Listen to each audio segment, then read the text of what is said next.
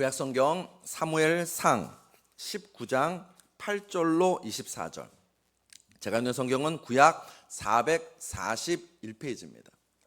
사무엘상 19장 8절로 24절. 다 찾으신 것 같으니까는 우리 한 절 한 절 교독하도록 하겠습니다. 제가 먼저 읽습니다. 전쟁이 다시 있으므로 다윗이 나가서 블레셋 사람들과 싸워 그들을 크게 쳐 죽이매 그들이 그 앞에서 도망하니라.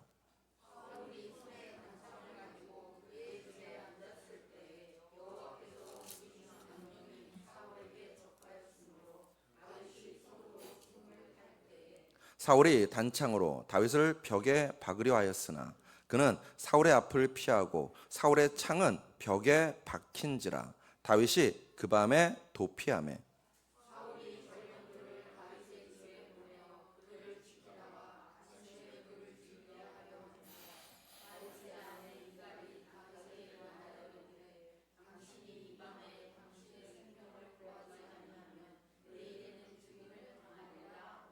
미갈이 다윗을 창에서 달아내리매 그가 피하여 도망하니라.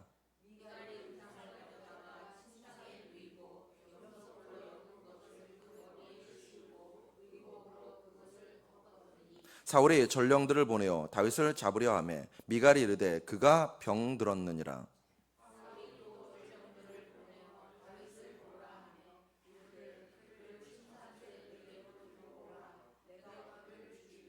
전령들이 들어가 본즉 침상에는 우상이 있고 염소털로 엮은 것이 그 머리에 있었더라.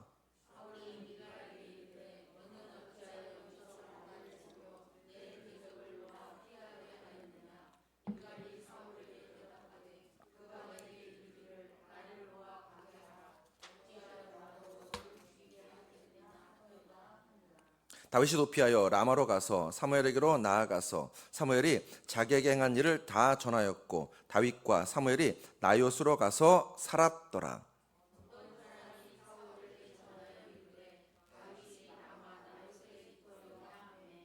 사울이 다윗을 잡으러 전령들을 보냈더니 그들이 선지자 무리가 예언하는 것과 사무엘이 그들의 수령으로 선 것을 볼 때에 하나님의 영이 사울의 전령들에게 임하매 그들도 예언을 한지라.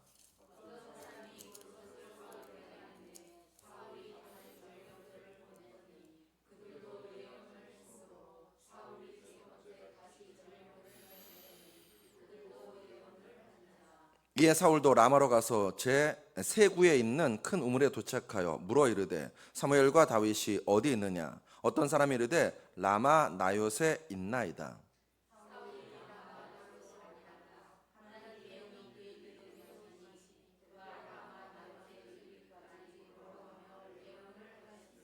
그가 또 그의 옷을 벗고 사무엘 앞에서 예언을 하며 하루 밤낮을 벗은 몸으로 누웠더라. 그러므로 속담에 이르기를 사울도 선지자 중에 있느냐 하니라. 아멘. 사무엘상 19장 8절로 24절에 근거해서 사무엘상 쉬운 두 번째 시간을 갖도록 하겠습니다. 오늘 설교 제목은 이렇습니다. 저를 한번 따라 하시겠습니다. 마음을 빼앗기자 하나님께. 한 번 더요. 마음을 빼앗기자 하나님께. 제가 설교 결론에도 또 말하겠지만 우리는 사실 매일매일 무엇인가의 마음을 빼앗깁니다. 근데 이왕 빼앗길 거면 하나님께 여러분과 제가 마음을 빼앗기게 되시기를 주의 이름으로 축복합니다. 아멘. 지난주에 우리 기억나시나요? 제가 설교 말미에 금산교회 이야기를 했습니다. 금산교회 오늘 또 하려고 합니다. 금산교회가 유명한 이유 중에 하나는 사람도 있지만은 귀한 성도도 있지만은 예배당 구조 때문입니다. 자, 사진을 한번 보시겠습니다. 네. 저게 금산교회입니다. 금산교회. 그러니까 1900년 초, 1800 말에 이제 지어진 교회인데 지금 보시면은 예배당이 어떻게 되어 있냐면 기역자 구조예요. 기역자 구조. 그 다음 사진 보여주시길래요? 네, 이게 예배당 안입니다. 예배당 안이 지금 쉽게 얘기하면은 네, 그 다음 사진을 보여주시면 더 잘할 것 같습니다. 그 다음 사진 저렇게 되어 있는 거예요. 예배당이. 저거는 이제 모형입니다. 예배당 안이 어떻게 되냐? 우리는 지금 딱 일자잖아요. 근데 금산교회는 예배당 안이 기역자 구조입니다. 강대상을 중심으로 해서 기역자 구조입니다. 그래서 강대상을 중심으로 오른쪽에는 남자가 앉았어요. 왼쪽에는 누가 앉았을까요? 여자가 앉았습니다. 왜 그랬는가? 남녀가 유별한 시대였기 때문에. 우리처럼 앉으면 정말 큰일 나는 겁니다, 지금. 남녀가 유별한 시대였기 때문에 남자는 오른쪽, 여자는 왼쪽에 앉았습니다. 그리고 기역자 구조였기 때문에 이쪽에 앉은 남자가 이쪽에 앉은 여자 성도 얼굴을 볼 수 없습니다. 또 이쪽에 앉은 여자 성도도 이쪽에 앉은 오른쪽에 앉은 남자 성도의 얼굴을 볼 수 없습니다. 그렇게 남녀가 유별한 시대였기 때문에 예배당을 그렇게 지은 것입니다. 자, 그 다음 사진 한 장 더 보시겠습니다. 저것은 강대상에서 예배당을 이제 찍은 겁니다. 여러분 맨 뒤에 뭐가 있나요? 문이 있습니다. 큰 문이 있습니다. 저 문으로는 성도들이 들어온 문입니다. 성도들이 들어올 때는 큰 문으로 이렇게 들어오게 해놨습니다. 자, 그 다음 사진 보실까요? 네. 이거는 이제 문에서 예배당에서 강대상 쪽을 바라보면서 찍은 겁니다.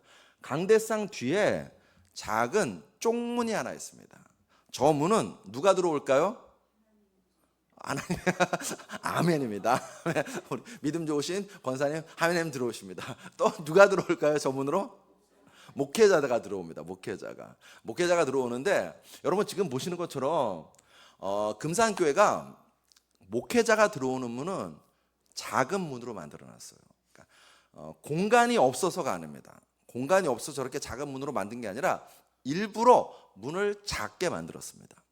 저 예배당을 지을 당시에는 외국인 선교사도 있었어요. 외국인 선교사도 있었습니다. 우리보다 훨씬 키가 크죠. 자, 그러면 여러분 목회자가 예배를 드리기 위해서 저 문으로 들어올 때 어떻게 들어왔을 것 같습니까? 네, 고개를 숙이고 허리를 숙여야만이 예배당에 들어올 수 있는 구조였습니다. 성도들은 큰 문을 만들어서 그 예배당에서 큰 문을 만들어서 얼마든지 그냥 마음껏 들어오겠습니다. 반면 목회자가 예배당에 들어갈 때는 반드시 쪽문으로 들어갔는데 저 쪽문으로 들어올 때는 어떤 목회자든 고개, 허리를 숙여야만 예배당에 들어올 수 있었습니다. 다시 말씀드립니다. 일부러 저렇게 만들어놨습니다. 일부러. 그 얘기는 예배당에 들어올 때 목회자가 저 쪽문으로 들어오면서 겸손하라는 것입니다. 교만하지 말라는 것입니다. 초심을 잃지 말라는 것입니다. 너의 마음이 늘 하나님 앞에 있어야 된다는 것입니다. 코람데오, 그 코람데오 정신으로 우리의 마음이, 특히 목회자의 마음이 하나님 앞에 있어야 한다는 그런 의미로 저렇게 쪽문으로 만든 것입니다. 사랑하는 성도 여러분, 여러분과 저도 저 쪽문으로 마음 많은 쪽문으로 들어오는 그리스도인 되시기를 주의 이름으로 축복합니다. 우리의 마음이, 우리의 예배 자세가, 하나님 앞에 나오는 자세가 시편 19편 14절이기 원합니다. 우리 시편 19편 14절 같이 읽겠습니다. 시작. 나의 반석이시오. 안 떴나요? 네, 다시 읽습니다. 시작. 나의 반석이시오, 나의 구속자이신 여호와여, 내 입의 말과 마음의 묵상이 주님 앞에 연락되기를 원하나이다. 그 마음이라는 것입니다. 그 마음을 지키라는 것입니다. 그런데 오늘 본문에 보면 그 마음을 지키지 못한 사람이 한 사람 등장합니다. 그가 누구냐면 사울왕입니다. 자, 먼저 사울왕의 마음 상태를 살피기 전에 그의 삶의 모습, 상황이 어떤지를 먼저 살펴보겠습니다. 먼저 보실 구절은 10절입니다. 우리 본문 10절을 한번 같이 읽어보겠습니다. 시작. 사울이 단창으로 다윗을 벽에 박으려 하였으나 그는 사울의 앞을 피하고 사울의 창은 벽에 박힌지라 다윗이 그 밤에 도피하매. 지금 보시는 것처럼 사울왕이 다윗을 죽이려 합니다. 창을 던져서 다윗을 벽에 박아 죽이려고 했습니다. 이때 벽에 박다라는 단어는 히브리어로 낙하라는 단어입니다. 저를 한번 따라 하실까요? 낙하라는 단어요. 장날씨면 안 따라하나요? 한번 다시 따라 하시겠습니다. 낙하라는 단어입니다. 자, 이 낙하라는 단어를 기억하시고 본문 8절을 한번 다시 읽겠습니다. 8절을 읽겠습니다. 8절 읽습니다. 시작. 전쟁이 다시 있으므로 다윗이 나가서 블레셋 사람들과 싸워 그들을 쳐 죽이매 그들이 그 앞에서 도망하니라. 8절은 어떤 장면이냐면 다윗이 블레셋 사람들을 쳐서 죽이는 장면입니다. 여기 8절에 나오는 쳐 죽음에라는 단어가 나오는데 이 쳐 죽음에도 히브리어로 뭘까요? 낙하예요. 똑같은 단어입니다. 히브리어로 8절에 나오는 쳐 죽음에도 낙하고 10절에 나오는 벽에 박는다는 단어도 낙하입니다. 여러분, 낙하, 블레셋과 싸워서 블레셋을 쳐 죽여야 될 사람이 누굴까요? 누굴까요? 다 잊어버렸죠? 다 잊어버렸어요? 작년에 배운 건데, 여러분, 이스라엘 백성이 왕을 하나님께 달라고 합니다. 이스라엘 백성이 왕을 달라고 한 이유는 딱 하나였습니다. 그 왕이 외세의 침략으로부터 자기 나라를 보호하기 위해서, 즉 왕이 왜 세워졌냐면 주변에 있는 나라를 쳐서 죽이기 위해서 세워진 것이 왕의 첫째 목적이었습니다. 이스라엘 백성이 왕을 구한 첫 번째 목적이 그것이었습니다. 자, 그러면 다시 묻습니다. 낙하, 블레셋과 싸워서 블레셋을 쳐 죽여야 될 사람이 누굴까요? 사울왕입니다. 사울왕이에요. 그런데 오늘 보면 8절은 말합니다. 낙하, 블레셋과 싸워서 블레셋을 쳐 죽이는 사람은 정작 다윗이라고. 그러면 오늘 본문 10절에 보면 똑같은 낙하라는 단어가 등장합니다. 다윗이 그렇게 열심히 블레셋과 싸우고 있는데 정작 낙하, 그 낙하를 향해 될 또 다른 사람 사울왕은 지금 낙하, 누구를 벽에 박아 죽이려고 하나요? 다윗입니다. 다윗입니다. 아니, 사울왕입니다. 사울왕입니다. 사울왕은 다윗을 낙하, 벽에 박아 죽이려고 합니다. 그 말은 왕이 왕 노릇을 지금 제대로 못하고 있습니다. 자기가 죽여야 될 사람은 죽이지 않고 죽이지 말아야 될 사람은 죽이려고 했습니다. 이걸 뭐라고 하냐면 전문 용어로 강대상에서 이런 말 써서 죄송해요. 미친놈이라고 합니다. 미친놈. 좀 순화하면 제정신이 아닙니다. 사울왕은 지금 제정신이 아니에요. 왜 사울왕이 제정신이 아닐까요? 그의 마음을 빼앗겼어요. 마음을 빼앗겼습니다. 사울왕의 인생에 언젠가부터 따라붙는 단어가 있습니다. 그 단어가 뭐냐면 악령이라는 단어입니다. 악령. 사무엘상 16장 14절에 여호와의 영이 사울에게서 떠나고 여호와께서 부리시는 악령이 그를 번뇌하게 한지라. 그렇게 악령에 사로잡혀서 사울왕은요 다윗을 죽이려고 애쓰고 힘씁니다.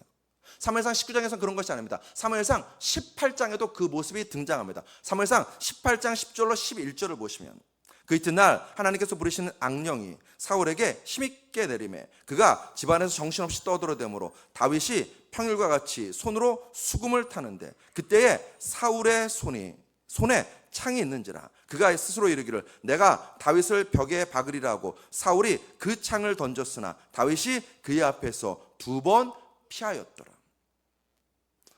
이미 사무엘상 18장에서 사울왕은 악령에 사로잡혀서 다윗을 창으로 2번 죽이려고 했습니다. 이 모습이 오늘 보면 사무엘상 19장에도 등장합니다. 보면 9절로 10절에 사울이 손에 단창을 가지고 그의 집에 앉았을 때 여호와께서 부르시는 악령이 사울에게 접하였으므로 다윗이 손으로 수금을 탈 때에 사울이 단창으로 다윗을 벽에 박으려 하였으나 그는 사울의 앞을 피하고 사울의 창은 벽에 박힌지라 다윗이 그 밤에 도피하며. 자, 여러분, 이런 구절들을 근거로 해서 사울왕이 다윗을 죽이려 한 것은 악령 탓이야 라고 생각하시면 안 됩니다. 안 됩니다. 제가 여러분이 알지 어떨지 저도 잘 이런 물고기 이름은 처음 들어봐요. 물고기 몇 마리니까 이상하네요. 물고기 몇 종류를 이름을 말씀드리겠습니다. 한번 들어보십시오. 버들치 아세요? 네, 버들치 아시는 분 있어요? 열모고 한 분 아시는 분 있어요? 쉬리도 아세요? 그 다음 연준모치 처음 듣죠? 저도 처음 들어요. 금강모치 이것도 처음 듣습니다. 자, 제가 지금 몇 종류의 물고기를 말씀드렸습니다. 버들치, 열모고, 쉬리, 연준모치, 금강모치. 이 물고기들의 공통점이 있습니다. 내가 모르는 물고기, 이게 공통점일까요? 이 물고기들은요 전부 다 1급수에 삽니다. 아주 깨끗한 일급수에 사는 물고기들입니다. 자, 이제 여러분과 제가 잘 아는 물고기 이름을 한번 말씀드려 볼게요. 메기, 잉어, 붕어, 미꾸라지. 이건 아시죠? 네, 아세요? 이 물고기들은 몇 급수에 살까요? 3급수. 3급수에 삽니다. 여러분, 1급수는 생수로 쓸 수 있습니다. 사람이 마실 수 있습니다. 근데 3급수는 사람이 마실 수 없는 흐리고 혼탁한 물입니다. 이 물은 주로 공업용수로만 쓸 수 있습니다. 어떤 물고기는요, 1급수에만 살아요. 1급수에 사는 물고기는 3급수의 물에서는 살 수 없습니다. 자, 제가 무슨 말씀 드리냐면, 여러분, 우리의 마음이 1급수이면 우리의 마음에 악한 마귀가 자리를 잡을 수 있을까요? 없을까요? 없어요. 없습니다. 어느 순간부터 사울왕의 마음이 4급수가 된 것입니다. 4급수가 되다 보니까요, 그 마음에 악령이 사로잡습니다. 악령이 사로잡다 보니까요, 그 사울왕의 마음이 5급수가 된 것입니다. 자, 여러분을 물어보겠습니다. 사랑하는 성도 여러분, 여러분과 저의 마음은 몇 급수일까요? 1급수였다가 3급수였다가 어떤 날은 5급수였다가 막 이렇게 왔다 갔다 하지 않나요? 어떠십니까? 여러분과 저의 마음은 몇 급수입니까? 여러분과 저의 마음은 시편 19편 14절의 말씀처럼 하나님 앞에 연락되고 있나요? 아니면 우리의 마음이 너무 혼탁하여서 우리의 마음 가운데 악령이 사로잡고 있나요? 우리의 마음을 악령에게 또는 문제에게 빼앗겨버린 것은 아니냐는 것입니다. 이 마음 지킴이 얼마나 중요한지를 잘 보여주는 성경이 있습니다. 마가복음 6장을 보시면 예수님께서 고향 나사렛에 가십니다. 나사렛에 가셔서 안식일이 되어서 회당에서 말씀을 전하십니다. 말씀을 가르치십니다. 그러자 사람들이 그 말씀을 듣고 정말 깜짝 놀랍니다. 그 말씀에 은혜 받았다는 것입니다. 보면 마가복음 6장 2절에 안식일이 되어 회당에서 가르치시니 많은 사람이 듣고 놀라. 와, 대단한 말씀이야. 한 번도 들어보지 못한 말씀이야. 정말 놀라운 말씀이야 라고 깜짝 놀랐습니다. 여기까지는 다른 곳, 즉 예수님께서 다른 지방에 가셨어도 똑같이 나타나는 반응입니다. 그런데 고향 나사렛에서는 조금 다른 반응이 뒤이어서 나타났어요. 마가복음 6장 5절에 보시면 거기서는 아무 권능도 행하실 수 없어라고 나옵니다. 다시요. 거기서는 아무 권능도 행하실 수 없어. 여러분, 행하지 않은 것과 행하실 수 없는 것은 천지차이입니다. 행하지 않은 것은 내가 원치 않아서 하지 않은 거예요. 그렇죠? 행하지 않은 것은 그것입니다. 내가 원치 않는 것입니다. 행하실 수 없는 것은 나는 능력이 있어요. 그리고 나는 정말 저 사람들에게 뭔가 기적과 이사를 행하고 싶어요. 그런데 행할 수 없는 상황에 처한 것입니다. 마가복음 6장은 예수님께서 고향 나사렛에서 말씀을 잘 전하시고 난 다음에 그 고향에 있는 사람들에게 기사와 이적을 행하고 싶으셨는데 행하지 못하는 상황에 처했다라고 우리에게 이야기합니다. 도대체 그날 그 나사렛에서 무슨 일이 있었기 때문에 예수님께서는 기사와 이적을 행하실 수 없었을까요? 마가복음 6장에 나오지 않는데 병행 구절인 마태복음 13장에는 그 이유가 나옵니다. 뭐라고 나오는가? 마태복음 13장 58절을 보시면 그들이 믿지 않음으로 말미암아 거기서 많은 능력을 행하지 아니하시니라. 나사렛 사람들이 예수님을 믿지 않아서 예수님께서 기적을 행하실 수 없었대요. 우린 물어야 돼요. 도대체 예수님은 무엇을 보시고 나사렛 사람들에게 믿음이 없다라고 보셨을까? 그 이유는 다시 마가복음 6장에 나옵니다. 마가복음 6장 3절을 보시면 우리 한번 같이 읽어보겠습니다. 같이 읽습니다. 시작. 이 사람이 마리아의 아들 목수가 아니냐, 야고보와 요셉과 유다와 시몬의 형제가 아니냐, 그 누이들이 우리와 함께 여기 있지 아니하냐고 예수를 배척한지라. 예수님의 설교를 듣고 사람들이 깜짝 놀랐습니다. 여기까지는 참 좋은 반응이에요. 근데 그렇게 말씀을 잘 듣고 난 다음에 이 나사렛 고향 사람들 마음 가운데 뭐가 하나 스멀스멀 피어올라요. 말씀을 잘 듣고. 뭐가 피어올랐는가? 저 예수. 우리랑 같이 자란 놈이잖아. 어릴 때 우리 집 문을 고쳐주던 놈이잖아. 그런 목수잖아. 예수 너 우리 때문에 먹고 살았잖아. 너 같은 게 뭘 우리를 가르치려고 들어? 이런 마음이 나사렛 고향 사람들 마음에 차오른 것입니다. 그러면서 말해요. 예수 너는 마리아의 아들 목수잖아. 여러분 이 말은요 굉장히 모욕적인 말입니다. 아까 말씀드린 것처럼 목수라는 말은요 예수 너 우리 때문에 밥 빌어 먹고 살았잖아. 그런 말입니다. 이 모욕이 도를 지나칩니다. 어디까지? 마리아의 아들이라고 부릅니다. 여러분 성경에서 사람의 이름을 나타낼 때는 항상 아버지의 아들로 등장합니다. 성경에서 이것이 성경의 전통이고 유대인들의 전통입니다.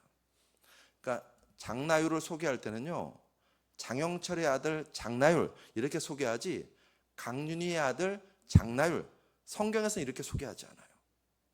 이삭의 아들 야곱 이렇게 소개하지 리브가의 아들 야곱이라고 소개하지 않습니다. 그렇게 부르지도 않아요. 그런데 마가복음 6장에서 그 고향 사람들은 예수님을 뭐라고 부르는가? 마리아의 아들 예수라고 부릅니다.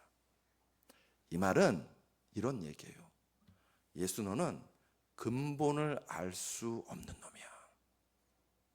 근본 없는 놈.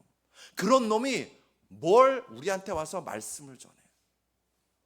여러분 말씀을 잘 들었어요. 말씀을 듣더니 깜짝 놀랐습니다. 와 대단한 말씀이야. 하나님 말씀 이렇게 풀어주다니 라고 거기서는 정말 깜짝 놀랐습니다. 그런데 말씀을 다 듣고 난 다음에 무슨 일이 벌어졌는가? 배가 아픈 거예요. 심사가 뒤틀린 거예요. 분명 나랑 같이 자란 사람입니다. 분명 내가 일 시켜 먹고 날 때문에 밥 빌어 먹었던 그런 사람이 어느 날 나타났는데 너무너무 다른 사람, 너무너무 깜짝 놀란 사람이 되어 있는 것입니다. 그러니까 배가 아픈 것입니다. 남 잘 되는 꼴을 두고 보지 못하는 시기심이 이 나사렛 사람들 마음 가운데 스멀스멀 피어오른 것입니다. 예수님은요 그 삐뚤어진 마음을 보시고 믿음 없음이라고 말씀하시는 것입니다. 그들의 마음이 시기심에 빼앗겼을 때에 예수님은 그들을 향하여서 나사렛 사람들을 향하여서 믿음 없는 자라고 말씀하시는 것입니다. 사랑하는 성도 여러분, 우리의 마음이 빼앗기면, 우리의 마음이 무너지면 삶도 무너집니다. 한 수도사가 있었습니다. 영성수를 위해서 광야로 나가서 금식하며 기도하면서 열심히 자기 자신을 하나님 앞에 수련하고 있었습니다. 그 수도사를 한 마귀가 유혹하고 싶어 했습니다. 그래서 여자로, 물질로, 배고픔으로, 음식으로 그 수도사를 유혹하려고 했습니다. 그런데 이 수도사가 꿈쩍도 안 하는 것입니다. 이 마귀가 어떻게 할까, 어떻게 해야 저 수도사를 무너뜨릴 수 있을까 고민할 때에 고참 마귀가 와서 귀에다가 힌트를 주는 것입니다. 너 힘드니? 저 수도사에게 이렇게 말해봐. 그 말을 듣고 이 마귀가 흐뭇하게 웃으면서 수도사에게 다시 갔습니다. 다시 가서 그 금식 기도하고 있는 그 수도사의 귀에 대고 속삭였어요. 자기가 들은 말을 속삭였습니다. 그 말을 듣자 이 수도사의 얼굴이 울그락불그락해지면서 기도는커녕 밤잠도 설치는 것입니다. 기도가 무너졌습니다. 금식도 무너졌습니다. 그 마귀가 이 수도사에게 뭐라고 했는가? 그의 귀에 대고 이렇게 속삭였어요. 방금 들어온 소식일세. 당신 동생이 당신 교구의 대주교가 되었다는군. 동생이 자신보다 잘 나간다는 소식을 듣고 마음을 빼앗긴 거예요. 그 순간 그의 기도도 금식도 신앙도 와르르 무너졌습니다. 다시 말씀드립니다. 여러분과 제가 마음을 빼앗기고 마음이 무너지면 우리의 삶도 우리의 신앙도 무너질 수 있습니다. 수도사와 나사렛 사람들은 시기심의 마음을 빼앗겼다면 사울왕은 분노에, 증오에, 두려움에 마음을 빼앗겼습니다. 사울왕은 다윗을 두려워합니다. 다윗을 미워합니다.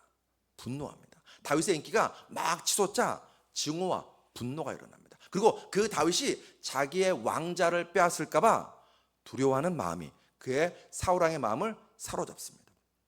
결국 사울왕은 다윗을 자기의 대적으로 삼아요. 오늘 보면 사무엘상 18장 29절에 사울이 다윗을 더욱 두려워하여 평생에 다윗의 대적이 되니라. 여기서 여러분과 제가 꼭 물어보고 확인해야 될 것이 있습니다. 여러분, 지금 이 상황에서 가장 두려워해야 될 사람이 누굴까요? 다시 설명을 드릴게요. 잊어버릴 수 있으니까.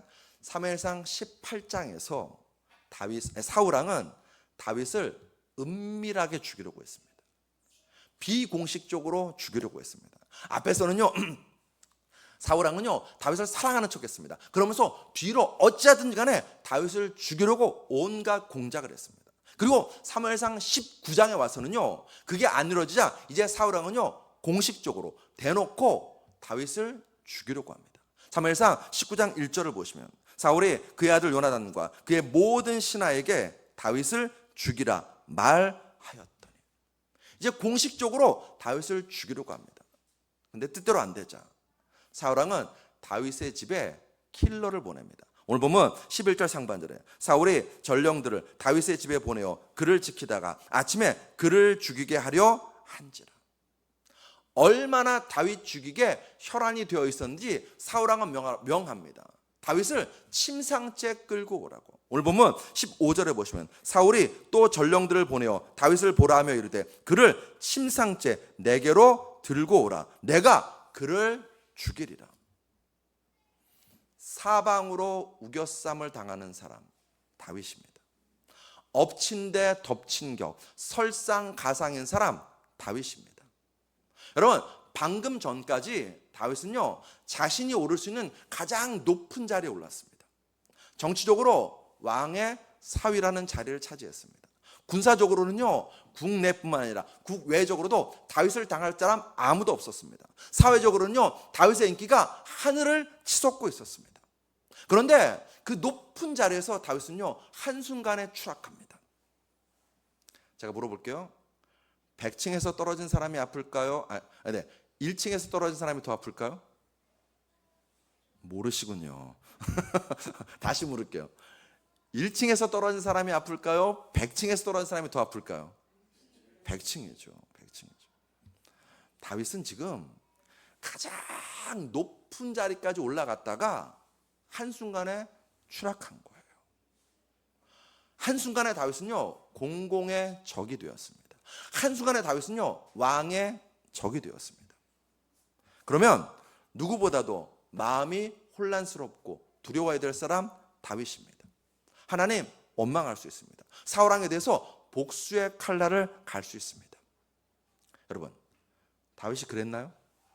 사울왕을 미워하고 분노하고 증오하고 원망했나요? 하나님께 섭섭한 마음을 토로했나요? 아닙니다. 사무엘상 18장과 사무엘상 19장은 우리에게 말해줍니다. 그때마다 다윗이 어떻게 했다고요? 피했습니다. 도망갔어요. 다시 말씀드립니다.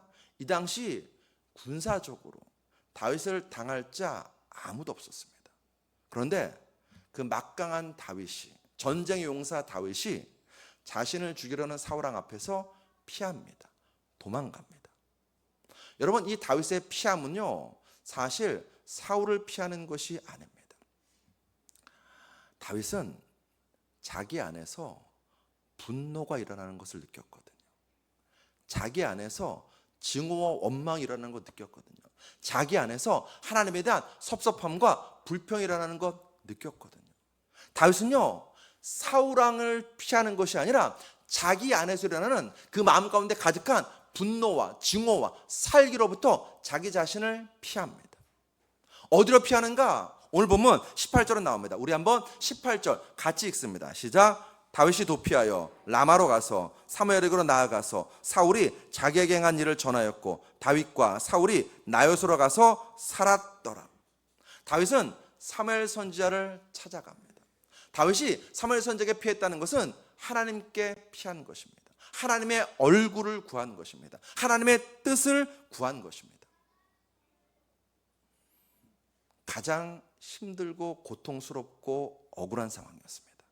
그때 다윗은 사람과 상대하지 않습니다. 하나님과 상대합니다. 사람과 씨름하지 않습니다. 하나님과 씨름합니다. 문제에 마음 뺏기지 않고, 절망과 분노에 마음 뺏기지 않고 자기의 마음을 하나님께 빼앗깁니다. 여러분, 다윗이라고 화가 안 날까요? 원통하지 않았을까요? 억울하지 않았을까요? 여러분 생각해 보십시오. 성경에서 하나님께서 동방의 의인이라고 칭했던 욥을 보십시오. 그 욥도 궁지에 몰리자 답답해합니다. 억울해합니다. 하나님을 향해서 자기의 섭섭함을 막 토로합니다.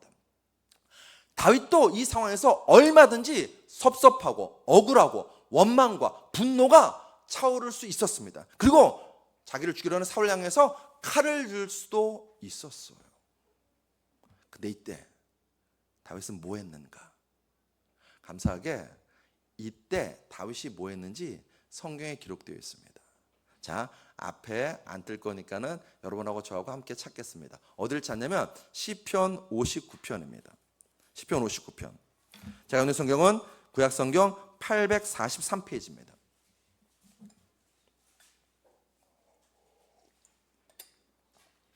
시편 59편 843페이지 찾으셨나요? 네. 시편은 1절부터 읽지 않고요. 그 위에 59라는 그 숫자 옆에 뭐라고 써 있죠? 네, 없는 성경은 버려야 돼요. 자, 써 있는 거 우리 같이 읽겠습니다. 시작. 다윗의 믹담시, 인도자를 따라 알다셋에 맞춘 노래. 사울이 사람을 보내어 다윗을 죽이려고 그 집을 지킨 때. 여러분 혹시 볼펜 있으시면 그 시편 59편에 옆에다가 사무엘상 19장이라고 써놓으시면 딱 좋습니다. 딱 좋아요. 다시 제가 읽어볼게요. 뭐라고 써있는가? 시편 59편이 언제 지어졌는가? 사울이 사람을 보내어 다윗을 죽이려고 그 집을 지킨 때. 시편 59편은 사무엘상 19장 11절 이하의 상황입니다. 사울왕이 다윗을 죽이려고 그 다윗의 집에 킬러들을 보냈습니다. 다윗은 지금 동안에 든 쥐꼬리입니다. 다윗도 자신이 처한 현실을 너무너무 잘 알고 있습니다. 그 절박한 상황, 사방이 꽉 막힌 상황, 이제 나 죽었구나 라고 하는 그 상황에 다윗이 무엇을 했는가? 자, 이제 다윗이 무엇을 했는지 우리 한번 같이 읽어보겠습니다. 자, 시편 59편 1절로 3절입니다. 같이 읽습니다. 시작. 나의 하나님이여, 나의 원수에게서 나를 건지시고 일어나 치려는 자에게서 나를 높이 드소서. 악을 행하는 자에게서 나를 건지시고 피 흘리기를 즐기는 자에게서 나를 구원하소서. 그들이 나의 생명을 해하려고 엎드려 기다리고 강한 자들이 모여 나를 치려하오니 여호와여, 이는 나의 잘못으로 말미암음이 아니요 나의 죄로 말미암음도 아니로소이다. 아멘. 여기까지 읽겠습니다. 여러분, 지금 밖에, 자기 집 밖에 사울왕이 보낸 킬러들이 집을 포위하고 있습니다. 그때 다윗은 뭐 했나요? 기도하고 있습니다. 그때 다윗은 누구를 찾았나요? 하나님을 찾고 있었습니다. 절박한 상황입니다. 다급한 상황입니다. 자기의 목숨이 이제 곧 날아갈 상황입니다. 그 절박한 순간에 다윗은요, 하나님을 찾습니다. 하나님께 기도합니다. 자, 우리가 여러분 집에 돌아가서 시편 59편을 한번 다 읽어보십시오. 우린 다 읽지 않겠습니다. 몇 구절만 읽을 텐데, 자, 그 몇 구절에서 다윗이 무슨 이야기를 가장 반복하는지를 한번 찾아보십시오. 다시요? 몇 구절만 읽을 텐데 그 몇 구절에서 다윗이 무슨 단어를 반복하는지 한번 찾아보십시오. 먼저 9절을 읽겠습니다. 9절 같이 읽습니다. 시작. 하나님은 나의 요새이시니 그의 힘으로 말미암아 내가 주를 바라리이다. 아멘. 자, 그 다음 16절부터 17절을 읽겠습니다. 16절부터 17절 같이 읽습니다. 시작. 나는 주의 힘을 노래하며 아침에 주의 인자하심을 높이 부르리오니 주는 나의 요새이시며 나의 환난 날에 피난처이심이니이다.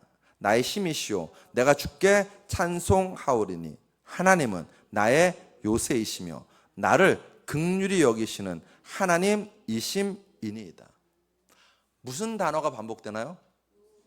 요새. 아멘. 할렐루야. 맞추신 분들에게 점심 사드리고 싶은데 안타깝습니다. 다윗은요, 그 절박한 상황에서 첫 번째 하나님을 찾아요. 그리고 그 하나님이 어떤 하나님인지 고백해요. 하나님은 나의 요새, 하나님은 나의 피난처라고 찬양합니다. 사랑하는 성도 여러분, 지금 밖에 킬러가 와 있다니까요. 가장 안전해야 될 집이 가장 위험한 장소가 되었습니다. 그 순간 다윗은 하나님을 믿어요. 믿음으로 고백해요. 하나님은 나의 요새야, 나의 피난처야. 그 하나님이 계시기에 나는 여기서 죽지 않아. 그리고 그 하나님 앞에 시편 59편을 노래하면서 자기의 마음을 쏟아놓습니다. 성경에는 안 나와요. 그런데 우리는 얼마든지 상상해 볼 수 있습니다. 밤에 다윗은 알았을 거예요. 사방에 하나님이 보낸 킬러가 있다는 것을. 그 순간 다윗은 그 밤새 아침이 될 때까지 하나님 앞에 엎드려서 자기의 마음을 쏟아놓는 것입니다.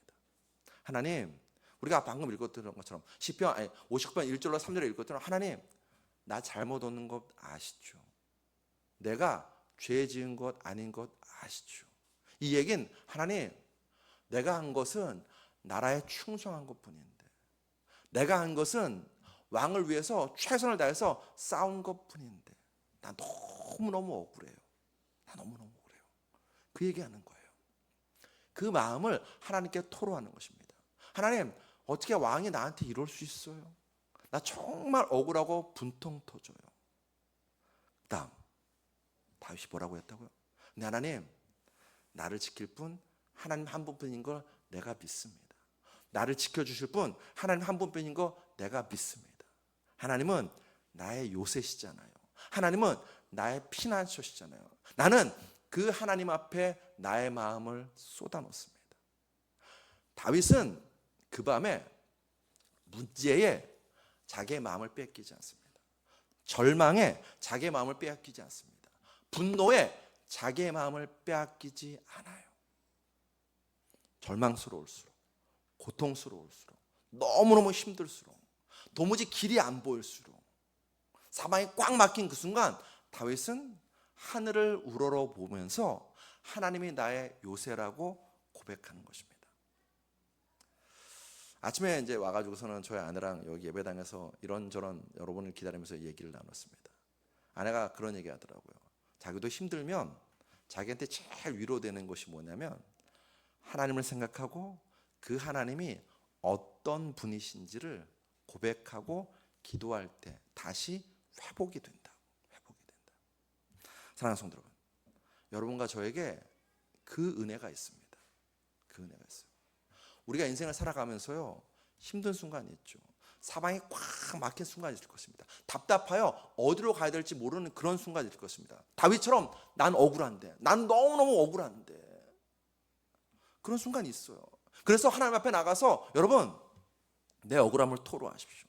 내 원통함을 토로하십시오. 내 분함을 토로하십시오. 그런데 거기서 그치지 마십시오. 그러고 난 다음에 그렇게 내 억울함과 원통함을 다 토로하고 난 다음에 그 다음 우리는 생각하십시오. 그 하나님이 어떤 분이시지? 이날 다윗은요, 하나님이 나의 요새, 나의 피난처라고 고백했습니다. 또 다른 날 다윗은 뭐라고 고백합니까? 그 여호와 하나님은 나의 목자이시지. 나의 목자이시니까 다윗은 뭐라고 고백합니까? 내게 부족함이 없다고 찬양할 수 있는 것입니다. 사랑하는 성도 여러분, 사무엘상 18장과 19장을 다시 읽어보십시오. 사울왕은 끊임없이 다윗을 죽이려고 합니다. 그때마다 다윗은 단 한순간도 스스로를 자기 자신의 힘으로 지키려고 하지 않았습니다. 힘이 있었다니까요. 백성들에게 인기가 있었습니다. 다윗을 따르는 군사들이 있었습니다. 그러면 다윗은 얼마든지 사울을 향해서 반역의 칼날을 들 수 있었습니다. 그런데 다윗 그러지 않습니다. 사울왕이 자신을 죽이려고 하는 그 순간마다 다윗은요 정말 굉장히 수동적으로 피하고 도망갑니다. 그러면 그 순간 다윗을 지켜준 이가 있었습니다. 누가 지켜줬는가? 사울왕의 아들 요나단이에요. 사울왕의 딸 미갈입니다. 아버지 사울왕은요 다윗을 죽이려고 해요. 그런데 정작 사울왕의 아들 요나단과 사울왕의 딸 미갈은요 그 다윗을 지키려고 합니다. 아이러니죠. 여러분, 이 아이러니를 누가 만들었을까요? 여호와 하나님이십니다.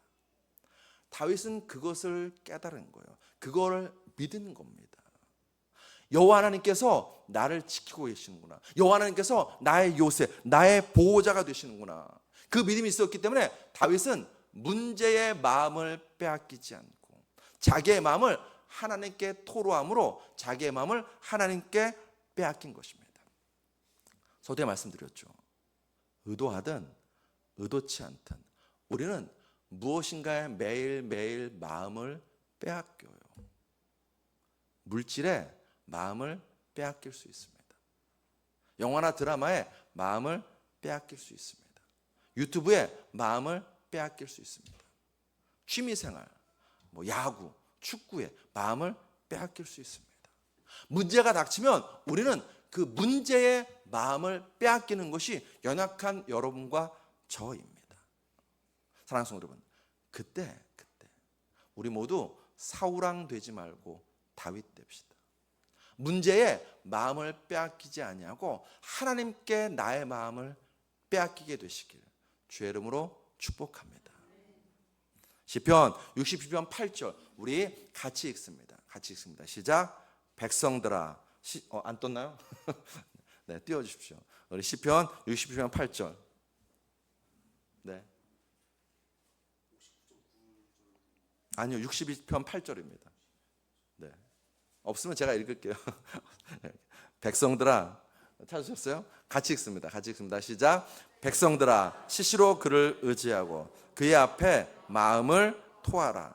하나님은 우리의 피난처시로다. 아멘.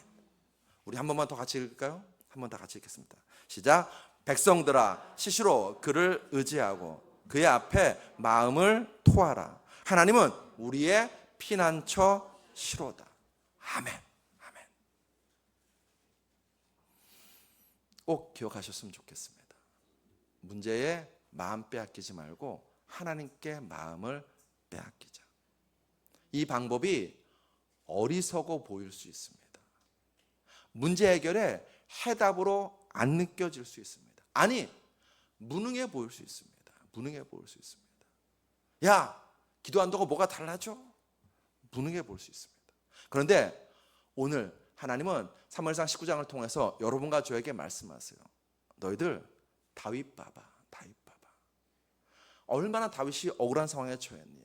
얼마나 다윗이 원통한 상황에 처했니? 근데 그 순간 다윗은 자기의 힘과 능력과 칼로 문제를 풀려고 하지 않았어. 문제에 마음 뺏기지 않았어. 그 다윗 나한테 와서 내 앞에서 마음을 토로하더라. 내 앞에서 내가 요새라고, 내가 피난처라고 고백하더라. 너희도 그 다윗처럼 해봐. 그러면 성경 너에게 보여주잖아.